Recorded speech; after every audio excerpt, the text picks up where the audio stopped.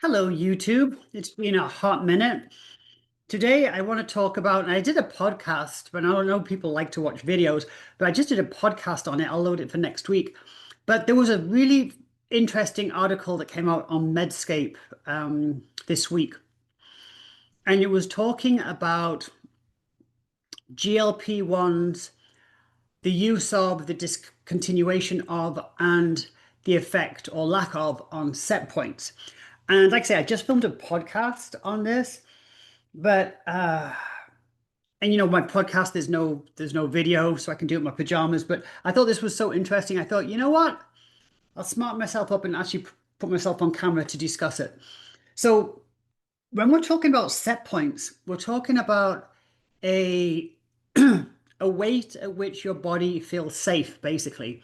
It's governed by the hypothalamus, but it's a weight that your body's like, I'm good here. Things are good here, and I like to stay here.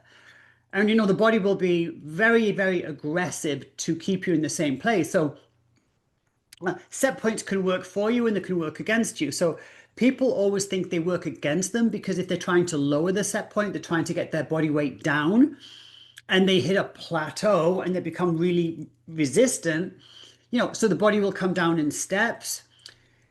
You'll lose weight, you'll have a plateau, set point. You'll lose weight, you'll have a plateau, you'll come down in steps. And as you get closer to your goal weight, what happens is the weight loss is less and the plateau is longer. So the steps are, weight loss, plateau, but then it's like weight loss, plateau, weight loss, plateau, until you get to your goal weight. And then basically your goal weight is a plateau, right? It's the ending point. You want to end, people don't like plateaus, but we all want to end there at the place we want to be. So that's a set point on the way down, but also on the way up. And people don't register as much with set points on the way up. And that is where you'll be at a certain weight and maybe you're doing a bunch of nonsense and you don't deserve to be at that weight, but your body will hold its own. It'll stay at that weight. And then one day you'll get on the scale and you'll have gained like 8 pounds. And you'll be like, what happened? Well, what happened is the body tried its best not to gain weight, but you kept on with that nonsense behavior. And so you gained weight. And it's seemingly you gained a huge amount of weight overnight. And there's some accuracy to that because then, yeah, the body will be like, okay, we're going up. And then you get to a new set point. So in the old days, weight gain went in steps and weight loss went in steps. Now, these days, we're seeing just weight loss, right? We're seeing weight gain and weight loss. Forget the steps. But that doesn't mean that the set points don't exist. And this brings me really onto this article that is on Medscape. You can look it up. And what it was talking about, gosh, it was a big study of people that were discontinued the GLP-1 medications. And basically, what it said was they didn't, even with all the weight loss and keeping the weight off for a while, they didn't create a new set point and the weight just went back on. So now, this isn't a criticism, no dog in this fight. And this is talking about GLP-1 medication. So that makes me say you're talking about semaglutide, you're talking about Ozempic, Wegovy, right? You're talking about the medications where they are simply GLP-1. So there's definitely going to be nuances where we're talking about the other ones, the dual agonists, the triple agonists. But just for it's fascinating, not critical, it's just fascinating. So what they did, they had two groups of people. Now, what they did with these people is they made them eat healthfully and exercise. Now, I think we can agree that a lot of people aren't even doing that. They're not eating healthfully and they're not exercising, right? They're just jabbing themselves. Right. But this group was eating healthfully and they were exercising, both groups. And they were both taking a GLP-1 medication. Then they kept going, but half the group, they gave them a placebo. So they thought they were getting the GLP-1, but they weren't. And they watched the results. And what happened that even though these people were eating healthily and they were exercising, the weight just came back. So what that told us in the study was even though they'd been down at a lower weight, they were exercising, eating pretty healthily, the body didn't establish a new set point. you know, in the old-fashioned way with weight loss, and we're in a whole new arena, and it's fascinating, it's amazing, and it's only going to get better and more exciting and more detailed. But the old-fashioned way, you lose weight, you go through that annoying, plateau. But once you get to your weight, if you and you sustain it for a little bit, that becomes your new weight, and that's your set point. And I've done this with hundreds of people, hundreds and hundreds of people. And my own experience was back when I was competing. So I spent a good 13, 14 years competing. So, and in the 80s, they were hardcore diets, 1,000 calories a day and not nonsense. And so, and I did it continually for 13 or 14 years. So my body was either on a really severe diet or it wasn't. And my weight would go up and down and up and down. And that's kind of normalized in the bodybuilding world, which doesn't make it feel any better. But what I found was at the end of my competing was my body had no idea what my set point was. It had never been very in a place for very long, and my body was very reactionary. So, if I ate an extra bit of meal, I gained weight. If I didn't eat meal, I'd lose weight. My body just didn't know what was going on. So I remember being just done. I've been dieting for all this time. I'm like, I'm just done. I'm just going to eat well, and I'm never going to count a calorie again. Which I never have, and I'm just going to eat till I'm satisfied. I'm just done. But I'm going to eat good food, and I did. And what happened? It was 18 months later that I was weighing about 155, and I was super lean at 155. Like, oh my gosh. And I was super happy, and I was definitely at a set point because I certainly wasn't dieting. I was eating pretty healthy food, and my body just settled at that weight, and it was a pretty lean weight, and at 155. Now that made me think because prior to that, I had read about, and I look it up and I can't find it, and it's the 600-day rule. So the 600-day rule says if you get your body to a weight up or down of where you want to be, and you keep it there for 600 days, 2 years, your body will reset there. And like I said, I read this article and I've never been able to find it since. But that was kind of my experience. It took 18, not 600 days, but it took 18 months. And at that point, I was like, oh, my body's good here. It's my body's good here. This is the weight for me. It was happy. My body felt in a safe place. So bear in mind that a lot of the weight loss studies, when they say sustained weight loss, they're always talking about people that have lost the weight and kept it on or kept it off for over 2 years. That's what they're looking at. So these are all kind of go hand in hand with the 600-day rule, which if you find it, send it to me because I've never been able to find it since. But it seemed to be quite accurate. But this is the set point. So the set point from, and so how do you lower your set point, I guess is what I'm saying. And why does the body do this? So the body is basically saying, and it's the hypothalamus that's dealing with this. It's saying, hey, I'm looking at the host leptin levels.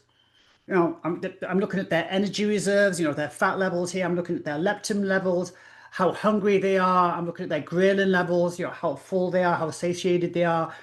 I'm looking at their muscle mass. I'm looking at their intake. I'm looking at their exercise. I'm looking at their stress. And I'm saying that at this weight, I feel pretty safe. So I am going to stay right here. And I am going to aggressively stay at this weight, no matter what the host wants to do. So that's kind of what the hypothalamus and the body, the brain is doing. It's saying, I feel good here and I'm not going to budge. And it's super frustrating for people because then they'll try and, so you'll, and usually, and this is back in the day before I think body types were so extreme, but says me, oh my God. But I used to say to my clients that, your set point is usually, 7 pounds heavier than you want to be. Yeah. I don't know how true that is now, but that's people used to relate like, oh yeah, that's kind of right. If I could lose 7 pounds, I'd be good. Or they'd lose a bunch of weight and they were just 7 pounds away. Like, oh, if I could just lose the last 7 pounds, the last 7 pounds. That's kind of a set point. And, most diets end at a set point because people get frustrated and they don't know how to get past them.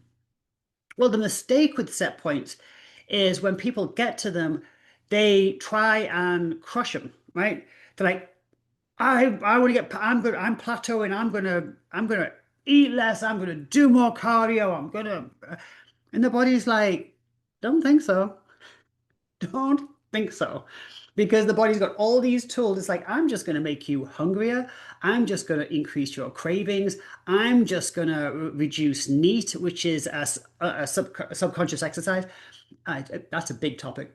I'm going to reduce calorie expenditure. So you think you're burning 600 calories on that treadmill. I'm going to make it 300 calories.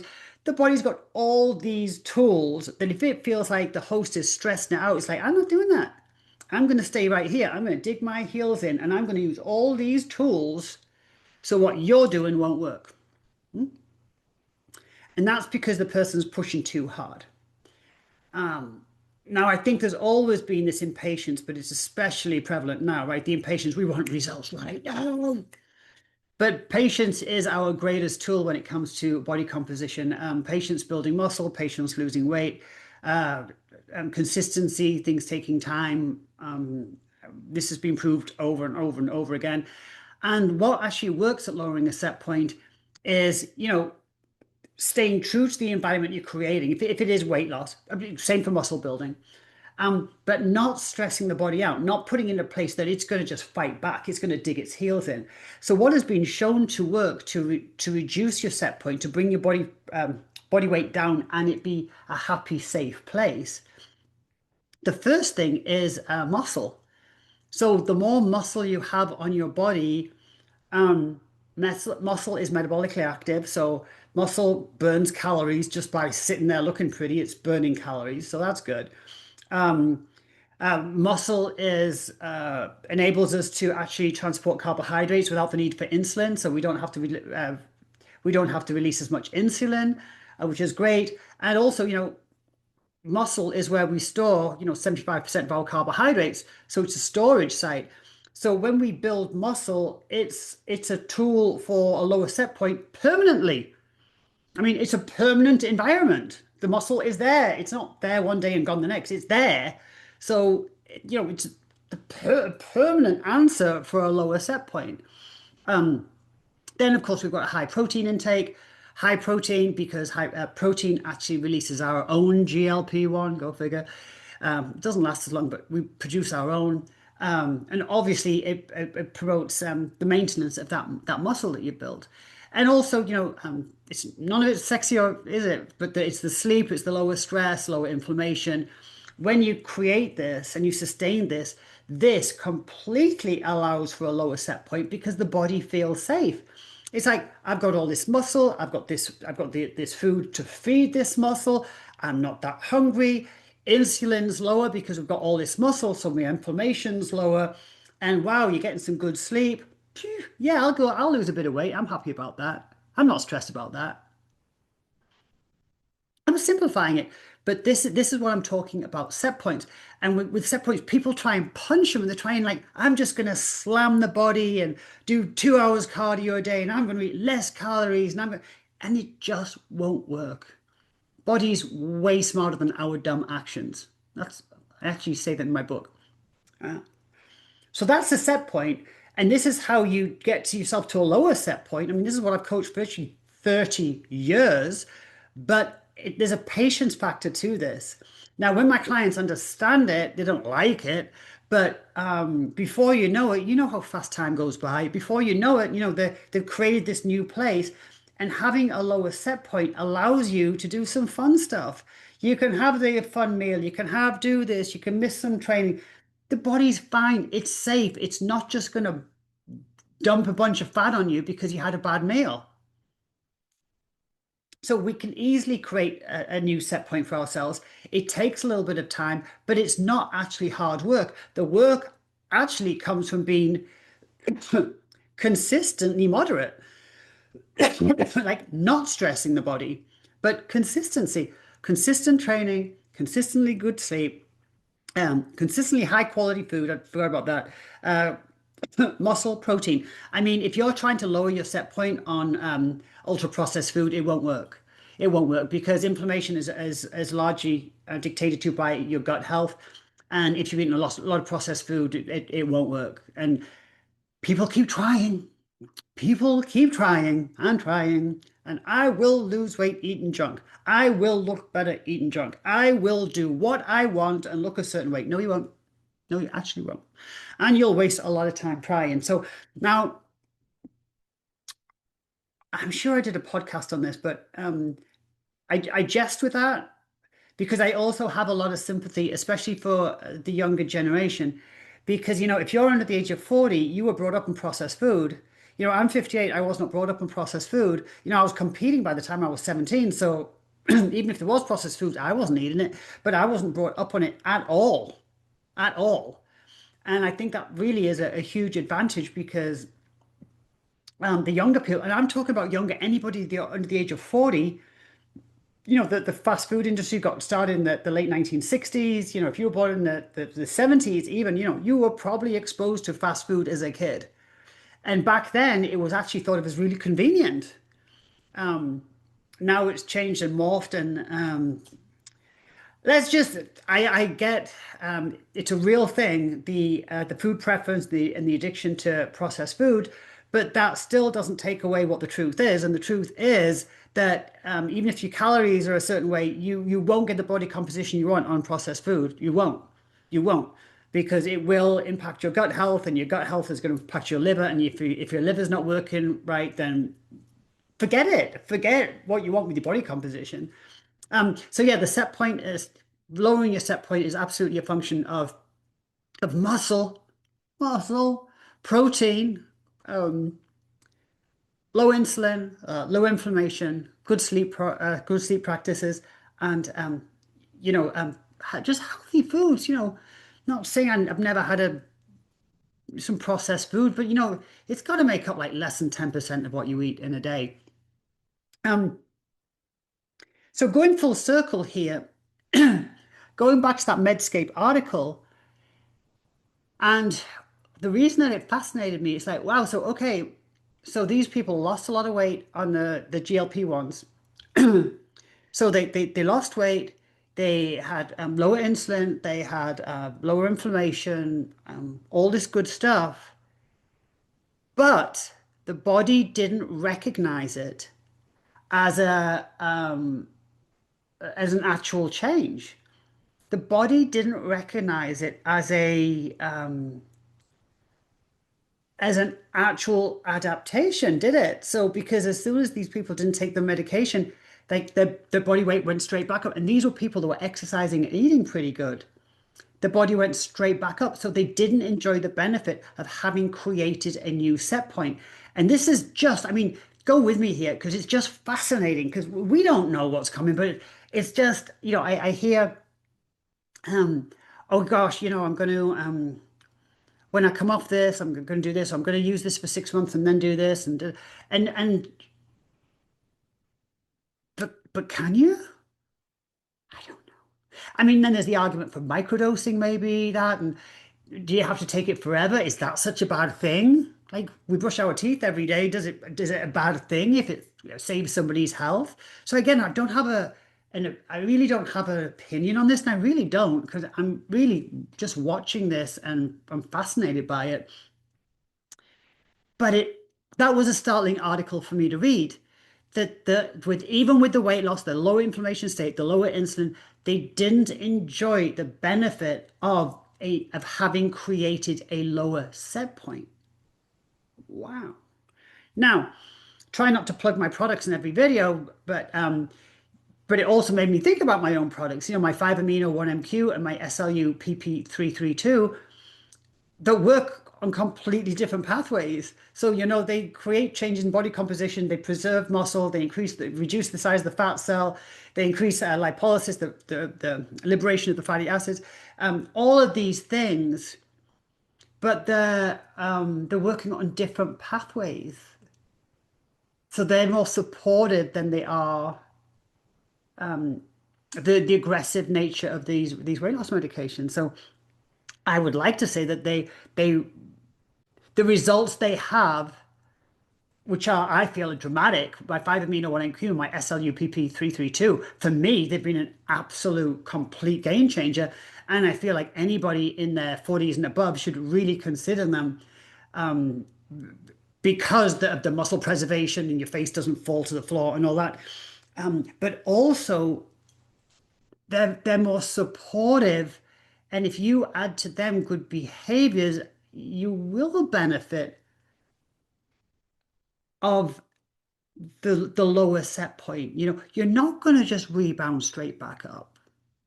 I don't know. It goes back to the, you know, what goes up must come down, what goes down must come up, I guess. I don't know. Or the faster you get, well, the old adage in the fitness bodybuilding world is definitely the faster you lose weight, the faster it's coming back. And that is always been proved.